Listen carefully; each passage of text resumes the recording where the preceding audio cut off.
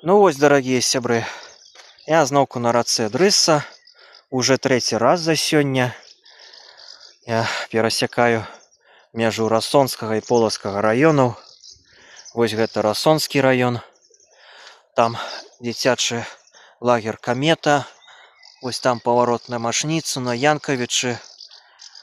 Вось тут Расонскі раён, а тут ужо з гэтага боку Полацкі раён. Там ужо скора будзе помнік генералу Кульневу. Там яшчэ далей вёска Лісуны, і мне дадому застаецца 10-12 кіламетраў. Сённяшніх прыкладна 140 ці можа 150. Я так дакладна не ведаю, колькі я сёння праехаў.